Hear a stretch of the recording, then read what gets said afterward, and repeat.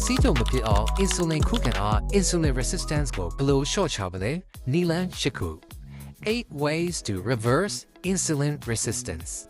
ပိခန္ဓာကိုယ်က insulin ဓာတ်ကိုကောင်းကောင်းအသုံးမချနိုင်တော့တဲ့အခါ insulin resistant လို့ခေါ်တဲ့စီးကြုံရောဂါဖြစ်ဖို့အလားအလာတွေကိုပိုများလာစေပါတယ်ဒီလိုကိုယ်ခန္ဓာက insulin ကိုကောင်းကောင်းအသုံးမပြုနိုင်တော့တဲ့ insulin resistant ကြောင့်စီးကြုံရောဂါဖြစ်လာမှာကိုစိုးရိမ်နေပါသလားစိတ်မပူပါနဲ့ပြီးရနေစဉ်ဘဝမှာအလွယ်တကူလိုက်နာနိုင်မဲ့နီလန်၈ခုကိုပြောပြပေးပါမယ်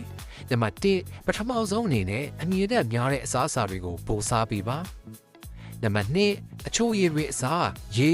ရင်းတွေချမ်းတော့မဟုတ်ကော်ဖီကိုတကြားမပါဘဲနဲ့ပြောင်းပြီးတော့တောက်ကြည့်ပါနံပါတ်3တကြားရများတဲ့ကစီချက်ပါဝင်တဲ့အစားအစာတွေကိုအစိအစံပြည့် whole grain ပါဝင်တဲ့အစားအစာတွေနဲ့အစားထိုးလိုက်ပါနံပါတ်4အနီရောင်အသားတွေကိုရှော့စားပေးပါဒါတွေကစီးကြိုဖြစ်နိုင်ခြေကို90%အထိမြင့်တက်စေနိုင်ပါတယ်နံပါတ်5 mayonnaise နဲ့ထောပတ်လိုမျိုးစီများတဲ့ကြောလောစားတွေနဲ့အစီများတဲ့အစားအစာတွေကိုရှောင်ကျဉ်ပါနံပါတ်6ထမင်းစားပြီးတိုင်း15မိနစ်ခန့်လမ်းလျှောက်ပေးပါနံပါတ်9အချိုးစားခြင်းတဲ့အခါအချိုးပွဲတွေစားအပီးနဲ့အစစ်ဖြစ်တဲ့တပီးတွေကိုစားပေးပါနံပါတ်10ကစီတက်ပါဝင်တဲ့အစားအစာတွေကိုမစားခင်မှာဟင်းသီးဟင်းရွက်ကိုတစ်ခါနှစ်ခါစား